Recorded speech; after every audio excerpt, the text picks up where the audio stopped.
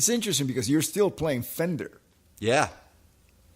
Yeah. Did you go through like the whole, like, I mean, I did. I went through like, I started with Fender, and there comes the 80s, and everybody has like all these different companies, because back in the day it was only either Gibson or Fender, so you just went with Fender. Some Rickenbacker, but definitely, you know, the type of music that I was doing down in Florida was called more for the Fender sound, whether it was precision or jazz, because it was more R&B oriented. I really didn't start playing rock until I got to LA and joined Quiet Riot with the Randy Rhoads version. Yeah. You know, I mean, purely being in a rock band, you know. And, but did you go through the whole, you know, spectrum of like, there's all these Ibanez and Music Man and whatever? And yes. I was equally to blame of being the tone chaser, you know? Like, and, you know, I'm always so envious of guys like Lemmy that just figured it out right away. Like the Rickenbacker and the Marshall guitar amp. That's my tone. Yeah. It's not going to change. Yeah. And this is what you get. I'm Lemmy. I'm rock and roll. This is what rock and roll is. There's no reason to change it. Yeah, but then again, that was Motorhead. You know, like you and me, we went through a lot of different bands. So I had to keep changing gear according to the sound of the band. Yes. And yeah, so man, like, I mean, I went from Fernandez to Schecter to Ernie Ball, and I think at some point in there I had a Kramer. I had my first bass, that like my first real bass that's, you know, documented was a green Flying V Kramer bass, and it was the one that had the aluminum neck, you know, aluminum fork. Those are great. Yeah. But super like look super cool, but totally impractical, like neck heavy. Yeah. The aluminum Flying neck. V. I mean, you know. Flying V, couldn't sit down with it. It was like so impractical, but looked so cool. At least I thought at the time. And so I had that. There was a moment whenever I had a red Charvel thing. Oh, there was a moment when I had a Carvin that had a whammy on it. Yeah, I had one of those. Actually, I had the first Kaler ever made for the bass. Yeah. Yeah, it was like, all I did was make it out of tune every time I did it. You're like, why do I have this? Like, what am I thinking? And then amps, I think the same thing, you know? I mean, it's like, I had, you know, what did I have? Ampeg and what did I have first? PV. PV is what I had first. Yeah. I remember I had... Well, the thing about the PVs, you can't get rid of them because they don't break down. No. I remember I had two humongous PV cabinets that had the 215s in it. Like, but they were the size of like an Ampeg 810. Yeah, with the crossover built in. Yep. Yeah. And I turned them on the side and I stacked them. Yeah. Like, what are you doing? I know. Like, what is going on? I know. And as I did that, and then, you know, Mesa Boogie, and I mean, I went through everything, you know, and, you know, but then it just things come full circle, and now I'm just Fender and Fender. Yeah. You know, Fender basses, Fender amps. If you go back to the Blizzard of Oz or Dire of the Madman, even though Bob used an EB, there's also a precision in there. Yeah. Too, you know, so it's got that really organic tone to it. I love that. So cool. Yeah, I mean, I started out with Silvertone, you know, from Sears and Roebuck. That was my first music store. You know, the Silvertone 115-inch with a piggyback top that went inside of the cab. You know. Oh yeah. And the reason why I got the gig was because everybody else could plug in to my amplifier. It had like 4 inputs. Right. And the singer could sing through it. Yes. I was there too. You know. And same stuff. Before that, he had a tape recorder that was singing through. The tape recorder had like this little speaker on the side, and he sang through that. So awesome. You know, and then from there went to like custom, you know, those big with the plushy sides, you know, and then acoustic, and then eventually I started playing Ampeg. Yeah. You know, Ampeg, and ever since that, I would just basically play. You know, that's what I play now. My ears are in tune to that sound. That's what I had with Ozzy. Yeah. When I first joined the band, Bob had ordered Marshall amps, and not the big ones like Lemmy has. I'm talking about they were like little 6 8 10-inch speakers. Yeah.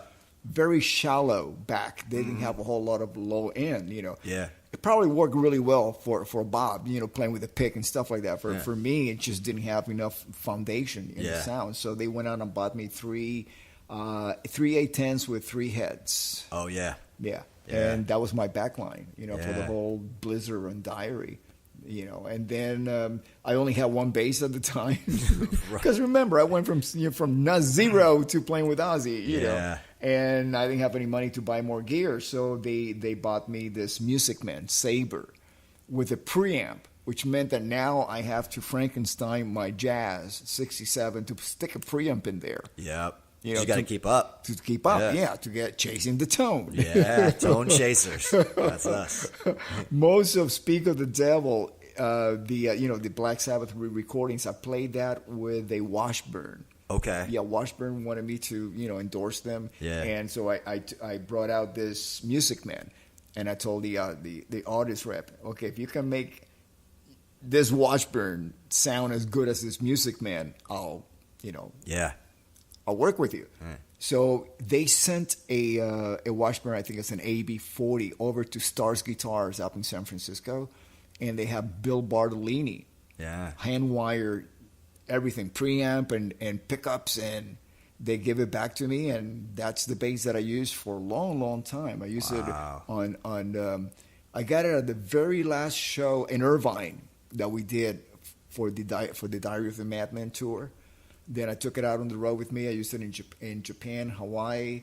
Then the last show that I did with Ozzy was actually the Ritz, the recording of Speak of the Devil. Right. So that's mostly on the record. Except for the Black Sabbath songs, I used the Music Man on that. And then with Quiet Riot, Come and Feel the Noise, I played that bass. Yeah. So then you think, okay, this is my tone. And then things change, things evolve. You move from band to band, and it's not just that your tone has to compete with the sounds of other basses or bass sounds on records. Yeah. What really messes up as bass players in the 80s was the keyboard, the bass keyboard, the Oberheim. That had such a low frequency and it sat in such a way in the mix that it was like, oh my God, so you're dealing with artist relation guys that they come to your recording and they say, you know what, we have this is going to be your single, and it has to be on the same playlist as these other songs that might have keyboard bass. And, so the producer said, okay, let's make sure that they match, so when our song comes on, it's not weak in the bass, bass tone. So that's when you start messing with it completely, so it doesn't even sound like a rock bass tone anymore. It just sounds like some disco or new wave tone, like the Oberheim keyboard and things like that. And it's right now, I mean, a couple of things. I'm playing with the Guess Who, which is late 60s, 70s bass sound, so I'm not using a Fender. I'm actually using a Spectre Coda, which is a Fender-ish like bass, and I love it. I just love it. I use it passive with Bartolini pickups and a preamp, but I for live I just use it passive because I want the foundation, those harmonics, to cut right through without being preamp. Because one of the things that happens with the preamp, it's what you're doing is you're getting the sound of the preamp. I found that a lot of guitar companies, especially the Japanese guitar companies or guitars from overseas, they were using inferior wood for the basses, especially at a certain price range. Korean, this is like years ago. Yeah. When they first started coming out in order to compete pricing wise. So what they would do is they would actually get the sound from the electronics rather than from the instrument itself. Whereas companies that were domestic companies, even Peavey, but of course definitely Fender and Gibson, the sound came from the instrument itself, not from any preamp that might have been built in later. Yeah.